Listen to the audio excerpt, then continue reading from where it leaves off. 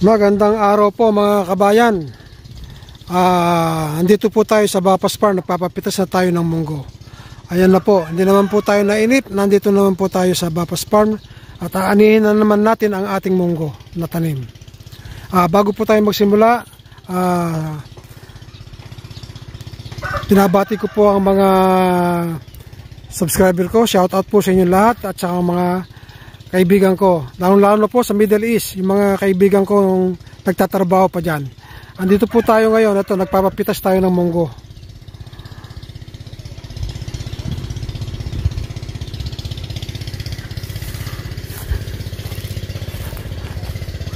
Ngayong araw po nito, ayan po ang ating mungguhan.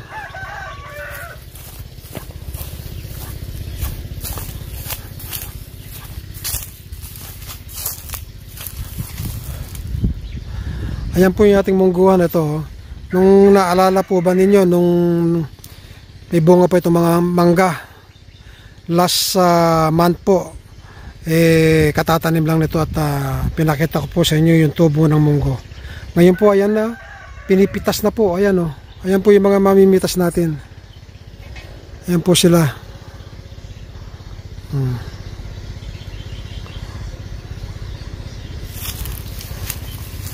Ayan po ang mungguhan natin. At last month lang po at itong ating mga mangga naman ay nabili na rin. Kaya wala na po silang bunga ngayon. At munggo naman po ang ating aanihin.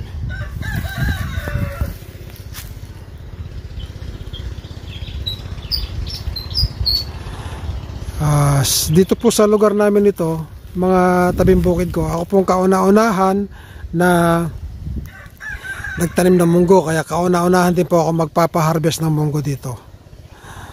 Sa ngayon po, ang kilo ng munggo ay 55 pesos pa lang po per kilo. Kaani po. At the same time po, tayo ay ito'y nagpapakuhuli ng isda.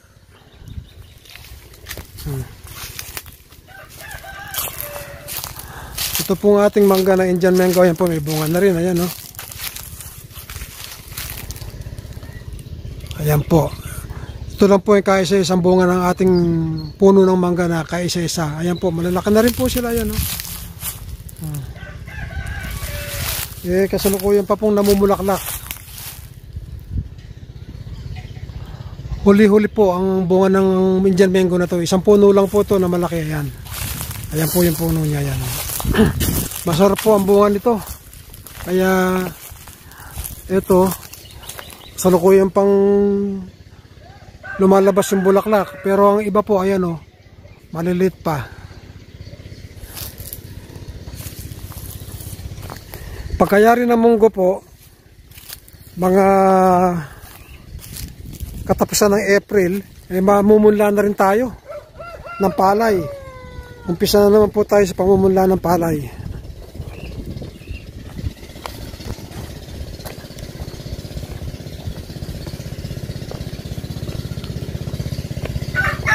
At ito po, nagpapahuli tayo ng isda. Ayan po sila o. Nanguhuli sila ng isda. Itong isang butas po ng fish pan ay pinaano ko na yung tubig. Sisimutin na po yung laman ng tapos pahuhukay ko uli. Ayan o. Kasi nung nakaraan po kasing taon, hindi po natapos ang paghuhukay ng fish pan.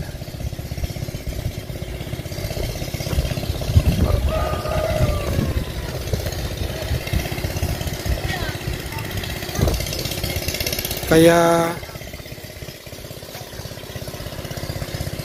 ayan po. Ayan po yung mga nanguhuli ng isda.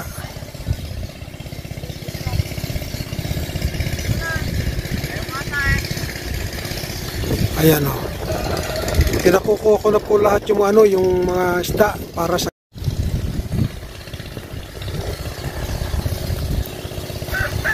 ayan po. Yan sila. Nanguhuli na po sila ng isda.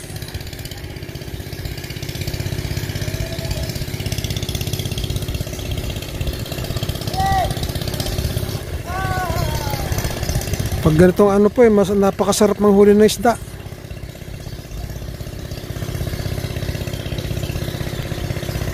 Ayan sila oh.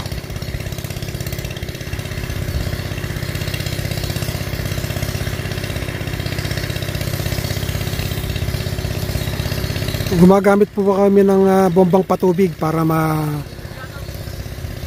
makuha lahat yung isda at mawalan ng tubig kagad ito lahat to.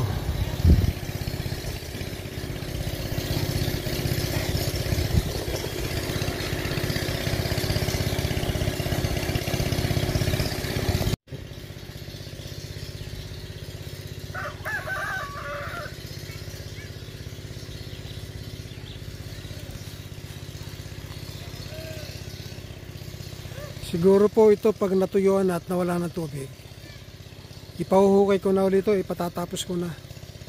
Matatanggal na po yung mga nakagitna na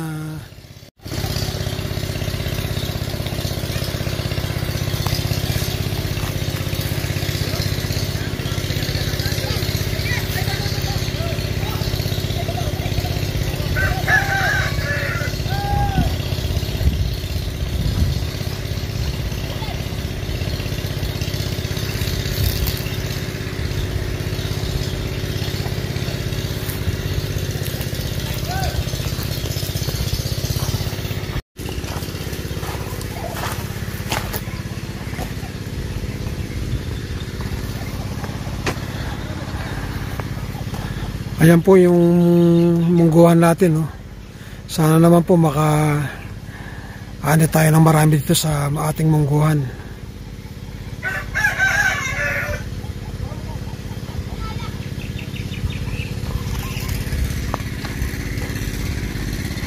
Dito po kasi yung mamimitas na munggo, talagang binibigyan na po namin ng konsiderasyon na dito na sila pinakakain na namin at pinamimerienda. Napakahirap kasi ng maghanap ng mga mamimitas na munggo. Kaya po yung lahat ng demand nila na ibibigay namin para lang matapos yung pamimitas ng munggo. Ito po, tulong kaming mag-asawa ngayon na nagluluto ng pagkain. Ayan o.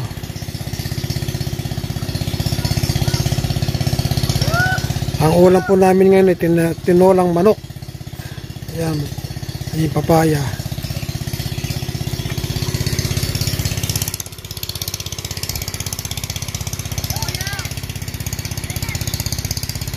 Ano kaya?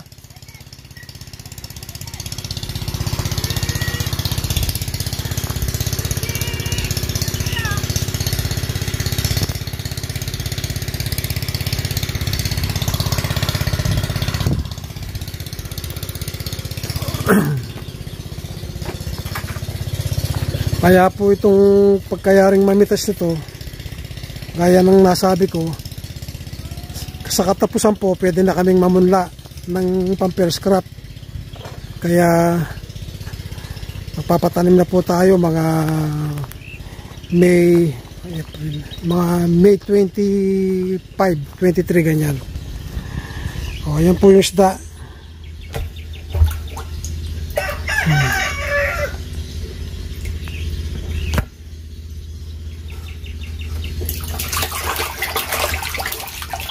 Ayan po, puro mga dalag to, mga bulig. Sige, lagay mo yan. Kalaki na eh. Ay, puta, kalaki. Ayan, mga dalag po lahat yung mga ito. Ay, ano nga? Taas mo nga. Ayan o, patagilid. Ayan, yan, yan. Ayan o, kalalaking dalag. Siya, mga bulig po. Sige. Ay, may hito pa.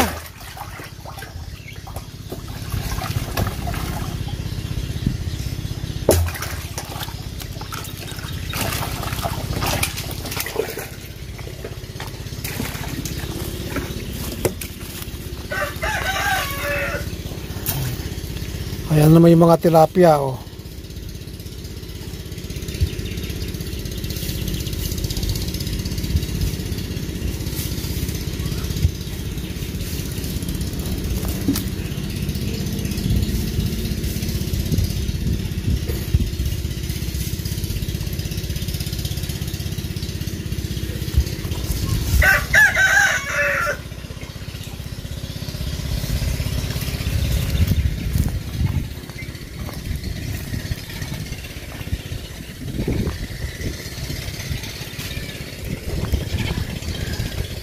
Ito si kachaw namin, oh.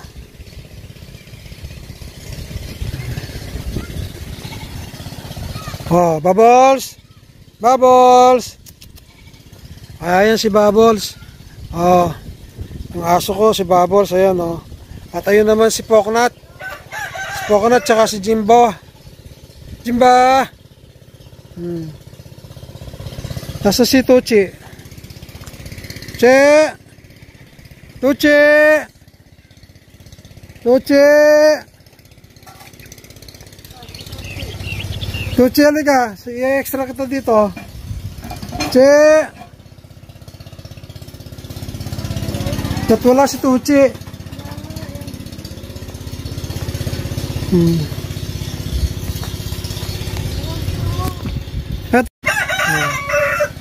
Ayan si Tuchi, ah. Tuchi! Si Bubbles, ayun si Tuchi, ayun, oh. Chi! Tuchi! Oh. Tuchi! Oh. Ayan si Tuchi, oh. Tuchi!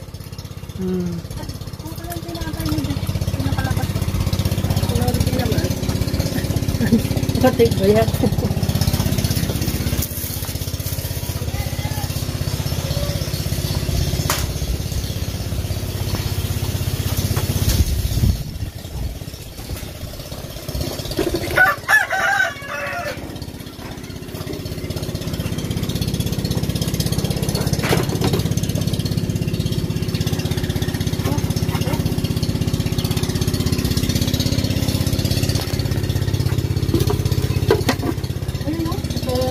Nasa yung bigas?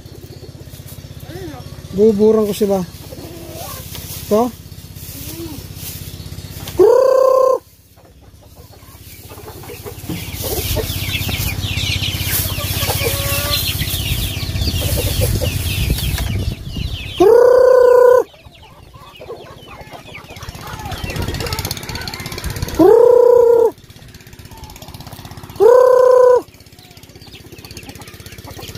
Ayan yung mga alaga natin.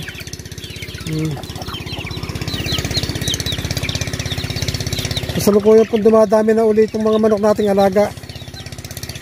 Ayan, o.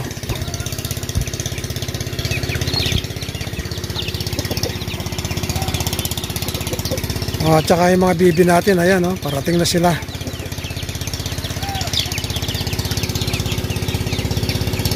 Chuk chuk chuk chuk chuk chuk chuk chuk chuk chuk chuk.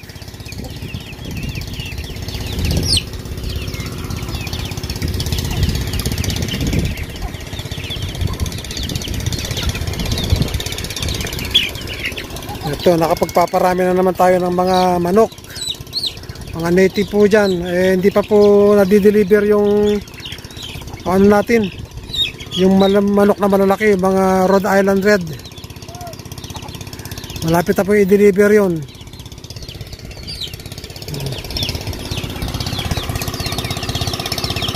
Ayan, nanguhuli pa sila ng ano.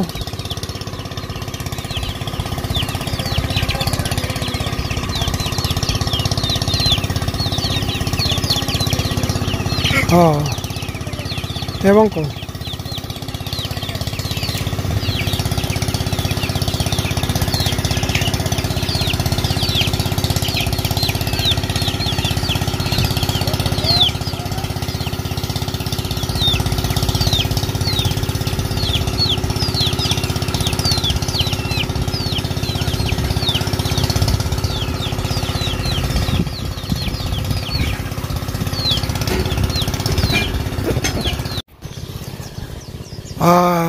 Shout out po sa mga subscriber ko, sa mga hindi pa nakapag-subscribe sa aking channel. Mag-subscribe na po kayo para lagi kayong makapanood dito sa aking channel, Bapas Farm Nelson.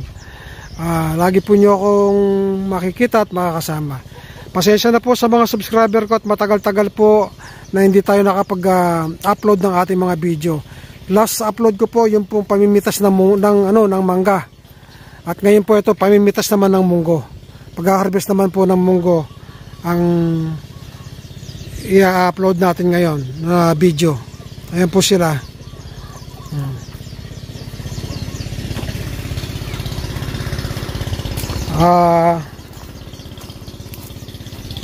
Ayan po sila, namimitas po sila, ayan oh.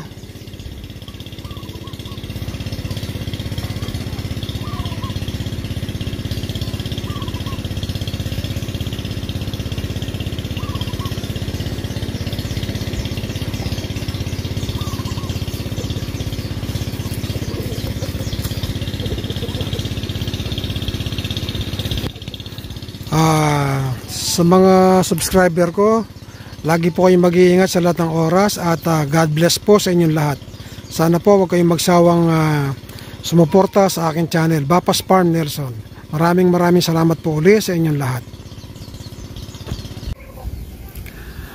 Ayan na mga kabayan, ito na yung mga napitas nilang mga munggo. May balat pa yan, kaya baka bukas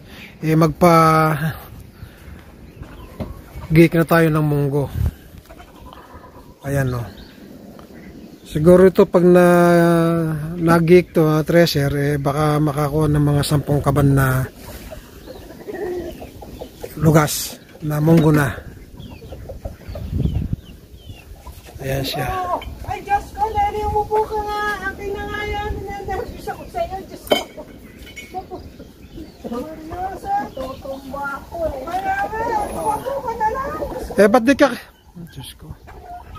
Ayan mga kabayan, ito yung mga napitas na ng munggo. Hanggang bukas pa sila mamimitas. Sabayan na. Ibibilad nila bukas. Tapos mamimitas pa sila yung matitirang 2 pitak na hindi pa mapipitas. Tapos mga alas 2 ng tanghali, pwede na magsimulang mag-giik ng munggo. Ayan yung ating mga munggo.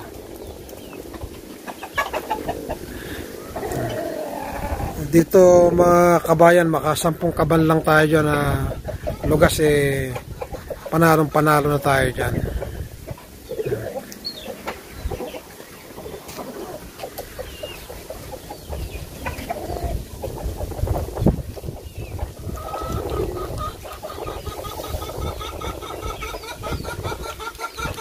Kaya eto, aanin naman tayo ng munggo. Pagkayari pong umani tayo ng palay, mangga, pagkayari, ito munggo naman. Pagkayari ng mungguhan, magpapapunlan na tayo. Kaya dire-diretso po yung ating pagsasaka dito sa ating bukid sa Bapas Farm.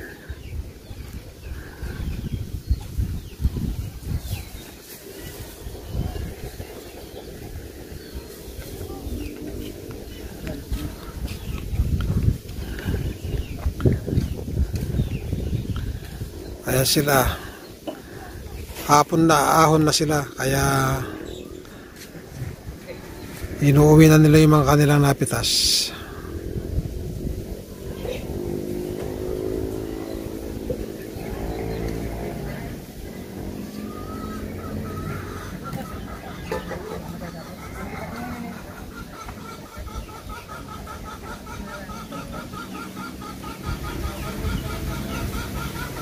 Ayan na sila.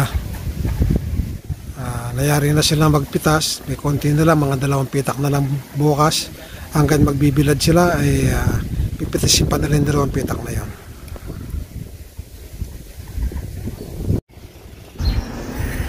Ayan na mga kabayan ang mga napitas nilang munggo. Sa ngayon total kaban po niyan ay 35 kabans na po na may balat pa. Kaya bukas baka umabot ng 40 kabans yan ang mapipitas nilang munggo. Pero bukas hanggat nagbibilad sila, pipitasin pa nila yung 2 pitak na munggo na hindi nila napitas. Kaya bukas po ay magpapagit na rin tayo mga alas 2. Ingat po kayo and God bless po sa inyo lahat, sa mga subscriber ko. Ngayong araw nga po pala magpapagig na tayo ng munggo. Ibibilad po nila yan at pagkabilad ay gigigin na. Makapanahali siguro magsisimula kami mag-giig ng munggo. Kaya ayan po, makikita ninyo, nakaparada pa dyan. Hindi pa nila nabibilad dahil mayroon pa silang pinipitas ng mga 2 pitak. Ayan po yung munggong kanilang pinitas na may balat pa. At ngayon, ayan, ginigik na nila. Ayan, makikita nyo sa litrato. Ayan. Hindi ko lang po nakuha ng video itong pag gigig nila. Puro litrato lang po. Kaya ayan po. Maganda po ang naging resulta at kumita naman po kahit papano dito sa ating mungguhan. Maraming salamat po at sana po mag-ingat kayo lagi and God bless sa inyong lahat.